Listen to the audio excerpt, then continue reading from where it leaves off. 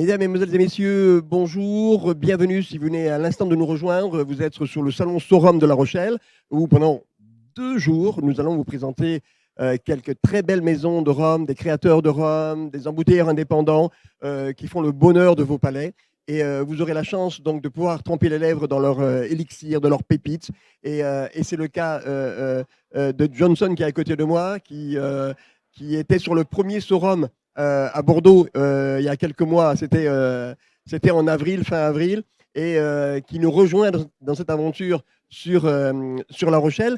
Et ce qui est juste singulier chez toi, Johnson, c'est qu'effectivement, tes rhums sont juste incroyables et la démarche et l'histoire est juste incroyable. Et bonjour et raconte-nous ton histoire. Tout d'abord, merci encore de nous m'inviter. Écoute, cette histoire, elle a démarré lorsque j'ai, entre guillemets, découvert le Bénin, donc autour de 2014-2015. J'ai sillonné donc, tout le territoire pour plus ou moins une quête entre spirituelle et identitaire. Et en fait, en sillonnant tout le pays, j'ai découvert énormément d'opportunités et de potentiel, comme je pense pour beaucoup d'afro-descendants. Et donc, je suis tombé justement sur le rhum, je suis tombé sur les plantations de canne à sucre, étant bien sûr originaire donc, des Antilles, de la Guadeloupe. Pour moi, ce fut une opportunité qui était presque historique. C'est comme si ça découlait. Et puis, donc, j'ai découvert un monsieur qui avait une toute petite production. Et moi, j'étais sur une dynamique plutôt sur des jus de fruits à cette époque-là, et en même temps, essayer d'accompagner un certain nombre de producteurs au sein du Bénin. Et donc, on s'est rapproché de lui, et puis on a regardé un petit peu comment il faisait, etc. Et en fait, l'idée pour nous, c'était de voir comment est-ce qu'on pouvait collaborer, améliorer un petit peu son process. C'était principalement ça, le goût aussi, et apporter nous aussi notre touche. Et en fait, on a fait une collaboration ensemble. Donc, on est parti sur sa base à lui. Et puis, on a amené, nous, notre touche, notre savoir-faire. Et c'est ce qui fait ce produit qui est authentique, original et surtout made in Benin. Voilà, Made in Benin. Et qu'est-ce qui te singularise des autres maisons de rhum arrangé? Est-ce que tu peux nous parler du process de fabrication, du sourcing des matières premières? L'avantage que nous avons, c'est que l'ensemble des ingrédients que composent en fait nos rhums arrangés sont issus du Bénin ou sont issus des pays limitrophes. Je vais prendre l'exemple, par exemple, la noix de coco, le café, la mangue, l'ananas du Bénin, qui est connu avec le pain de sucre. Tous ces ingrédients-là, nous les utilisons pour d'autres produits, donc les jus de fruits, les fruits secs. Et ben là, nous les utilisons dans le cadre de nos rhums arrangés. Et c'est ce qui donne justement cette force en goût, cette fraîcheur, cette saveur vraiment qui est incomparable. Donc voilà. Le côté sucré, lui, il est amené par le miel que nous aussi nous produisons. Donc voilà, donc, on est parti de l'idée et on a réussi à conceptualiser justement toute une gamme d'à peu près 16 rhums au jour d'aujourd'hui. Ah oui, quand même. Ah ouais. Donc voilà, c'est plutôt une belle réussite. Ah non, mais je te confirme. En tout cas, moi, quand je vois effectivement déjà, c'était il y a quelques mois à Bordeaux, la gamme s'est hyper élargie. Là, tu nous sors un rhum ambré, Ouais. qui est juste incroyable. Aujourd'hui, le marché, c'est plutôt, enfin, ton business, c'est plutôt jus de fruits. Alors, je sais que ton business est très large, parce que tu vas du cosmétique. Hein, on va Aussi, parler des gros. Hein. on a pas mal de Cosmétiques, puis après, effectivement, les jus, qui sont juste sublimes. Les rhums, maintenant, arrangés. Les rhums pur jus. Où est-ce que je veux dire, c'est ton vrai business, enfin, le business qui a le plus fort potentiel, c'est plutôt les cosmétiques ou plutôt, effectivement, les rhums ou les rhums arrangés? En fait, on a opté pour une démarche qui était réellement de développer un certain nombre d'activités localement et de voir en fait comment cela pouvait fonctionner.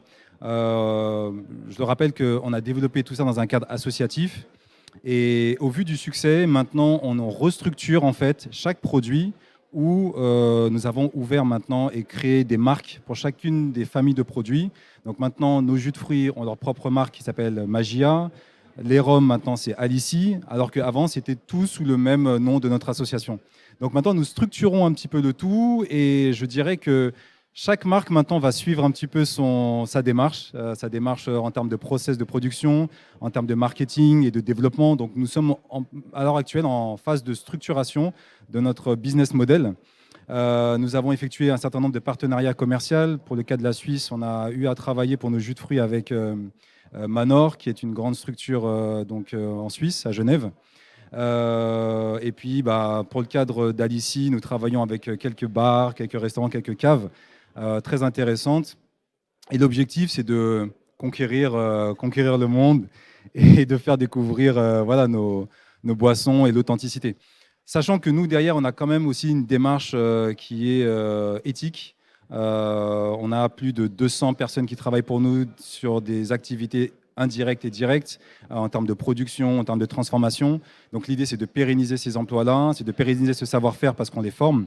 Mais c'est d'augmenter aussi ce nombre-là. Donc on a vraiment un développement économique qui est très intéressant entre le développement en Afrique et le développement aussi en Europe parce que nos produits se retrouvent chez certains frères qui ont des épiceries, qui ont des bars, des restaurants et c'est très intéressant.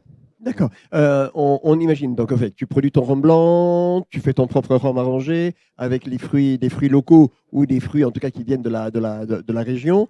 Et ensuite, il macère combien de temps en moyenne?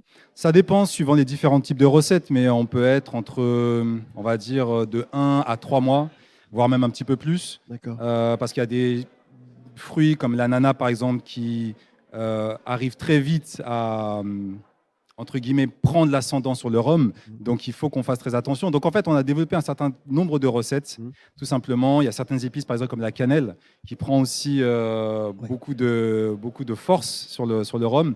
Donc, je dirais que c'est en fonction de. L'idée, c'est de pouvoir justement faire un process, garder le process en fait naturel. C'est-à-dire que pour nous, l'objectif, c'est d'avoir un process naturel, pas rentrer dans un élément trop industriel, trop chimique. Bien sûr. Donc, de garder notre credo qui est vraiment de faire le naturel, comme pour nos jus de fruits qui sont de 100% pur jus, pas d'eau, pas de sucre, pas de colorants, pas de conservateurs qui sont ajoutés dedans. Et c'est le même process que nous gardons pour le rhum aussi. D'accord. Pour le rhum, tu fais pas de rajout aussi, pour le rhum arrangé? Alors après, le côté sucré, c'est le miel que nous rajoutons. D'accord, le miel. Uniquement le miel. Mais ensuite, le reste, c'est les fruits ou les épices que nous faisons macérer ensemble. Johnson, parle-nous de ces deux bouteilles-là. Tant que je montre à la caméra. Vas-y, raconte-nous l'histoire. Alors là, tu tiens le Vanille Café. Vanille qui Café. Est un rhum qui, au jour d'aujourd'hui, se vend relativement bien parce que, comme tu sais, le café est très bien apprécié donc, en Europe, en Suisse et en France. Donc la vanille vient des Comores et le café, lui, alors on a deux sources, soit du Burundi, soit d'Éthiopie. Donc c'est un process, encore une fois, que nous laissons macérer avec le miel et autres. Et la recette, je la garde pour moi-même. Mais bien sûr, j'imagine bien. Et là, donc, alors, on a développé un produit sur nos deux familles de produits. Donc, Magia, qui est donc nos jus de fruits. Donc là, tu tiens le baobab ananas. Et on a rajouté dedans donc, du rhum. Donc, on a un punch rhum, baobab et ananas. D'accord. Et c'est un titre à combien? À 18. À 18 degrés? 18 degrés, oui. D'accord. Donc c'est un cocktail en fait qui est déjà tout prêt, ouais. En bouteille de 25 ou 33 centilitres et qui se vend très très bien dans des bars et des restaurants. Bah, écoute, merci beaucoup parce que, et bravo pour tout ce que tu entreprends depuis des années. Et je vois que tu ouvres ta gamme à de nouvelles expériences. Bravo pour ce que tu fais.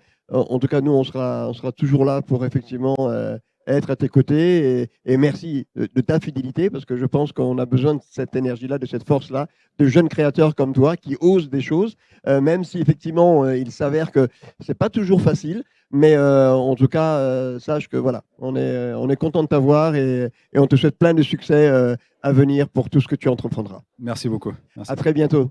Merci. Merci à toi, John.